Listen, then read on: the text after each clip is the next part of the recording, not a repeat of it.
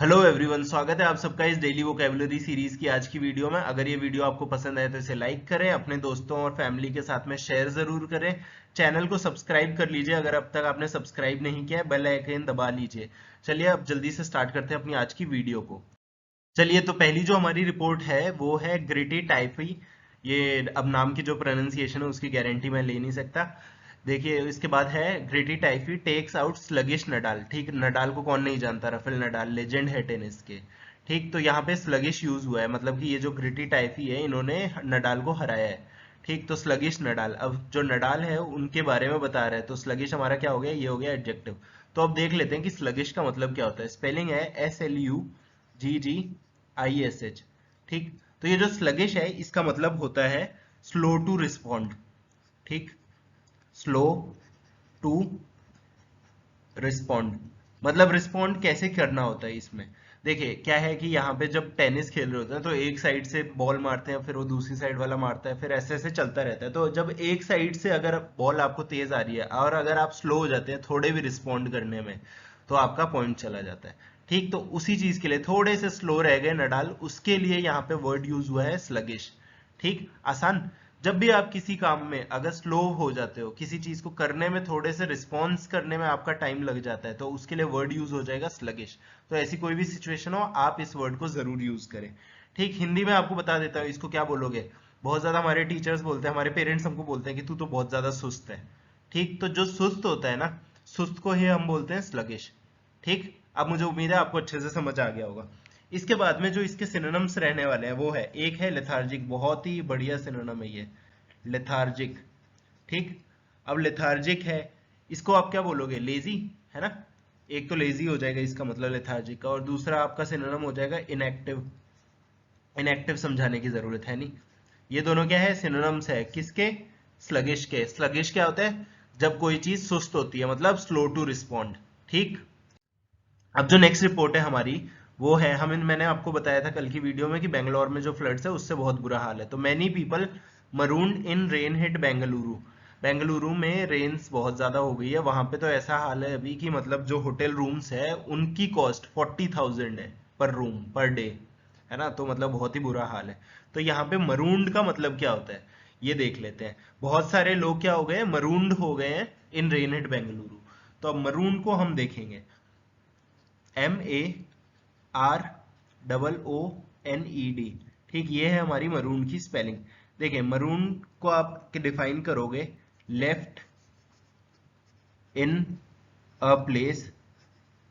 ये किसके लिए बात हो रही है, ये मैनी पीपल के लिए बात हो रही है। लेफ्ट इन अ प्लेस, कौन सी प्लेस, बेंगलुरु। ठीक, फ्रॉम विच,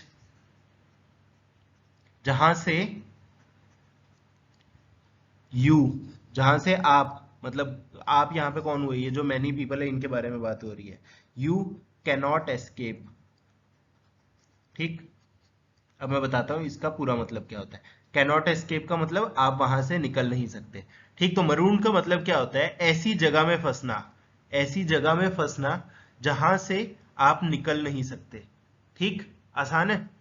चलिए, अब इसको आप हिंदी में क्या बोलोगे। हिंदी में अगर आप किसी ऐसी जगह में फंस जाओ जहां से आप निकल नहीं पा रहे हो, तो आप उसके लिए वर्ड यूज कौन सा करते हो, आप करते हो अभी तो मैं असहाय हूँ।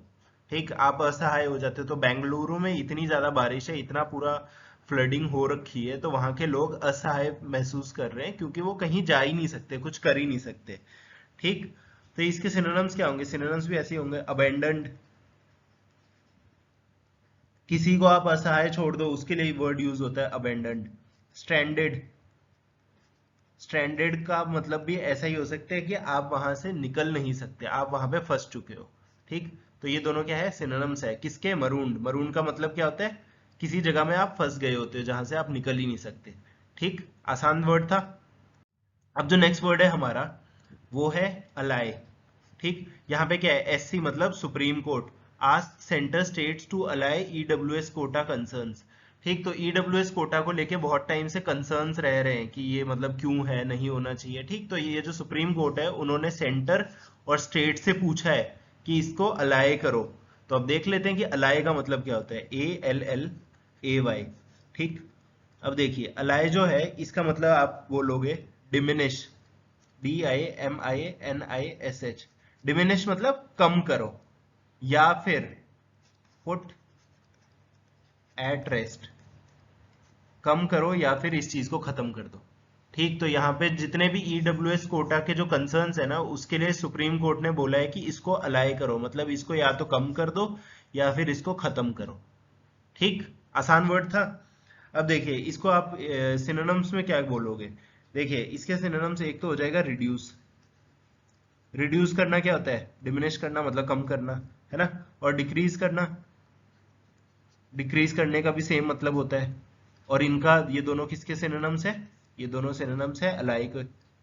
तो अलाइ क्या बोलोगे आप कि कम करना या फिर किसी चीज को खत्म कर देने के लिए हम वर्ड यूज करते हैं अलाइ। ठीक, आसान वर्ड है। अब जो नेक्स्ट वर्ड हमारा रहने वाला है वो है डिसोनेंस। ठीक, तो यहाँ पे क्या लिखा हुआ है, but his plans met with 2 notes of dissonance. ठीक, अब किसके प्लान्स की बात हो रही है, जो नीतीश कुमार है इनके प्लान की बात हो रही है। तो हम देख लेते हैं कि डिसोनेंस का मतलब क्या होता है। DISSONANCE, ये जो है हमारा डिसोनेंस वर्ड है, इसको आप डिफाइन करोगे कैसे, लैक ऑफ अग्रीमेंट। जब किसी चीज की सहमति नहीं होती तब होती है क्या, लैक ऑफ अग्रीमेंट। इसको आप क्या बोल सकते हो, डिसएग्रीमेंट, है ना, आसान सी चीज है।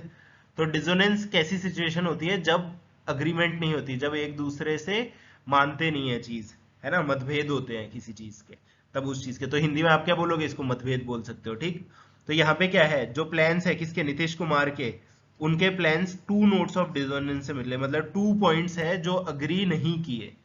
ठीक, आसान सा था ये। अब इसके आप सिनोनिम्स क्या क्या देखोगे। देखिए इसका एक सिनोनिम हो जाएगा आपका डिस्क्रिपेंसी। डिस्क्रिपेंसी, अब जो डिस्क्रिपेंसी है इसका मतलब क्या होता है, डिस्क्रिपेंसी आप तब बोलोगे जब डिसएग्रीमेंट हो रही है, तो मतलब सेम टू सेम डिसोनेंस। ठीक, और दूसरा होता है डिस्पैरिटी। डिस्पैरिटी, अब आप यूज करते हैं, मतलब रिपोर्ट्स में यूज करते हैं, इंडिया में इनकम की डिस्पैरिटी बहुत है, पैरिटी नहीं है इनकम में, है ना। तो उसको आप क्या बोलोगे, डिस्पैरिटी का मतलब होता है डिफरेंस। ठीक, फर्क। बस, तो ये दोनों क्या थे, सिनोनिम थे किसके, डिसोनेंस के। तो आसान वर्ड्स थे सारे के सारे, आज के वर्ड्स काफी आसान थे। आप इनको ना प्रैक्टिस जरूर करते रहिए, क्योंकि अगर आप प्रैक्टिस नहीं करोगे तो वो आपके मेमोरी से निकल जाएगा। और ये सारे वर्ड्स एग्जाम में आते हैं, बहुत इंपॉर्टेंट वर्ड्स है ये सारे के सारे। चलिए, तो आज की वीडियो में इतना ही था, मिलते हैं हम अपनी अगली वीडियो में।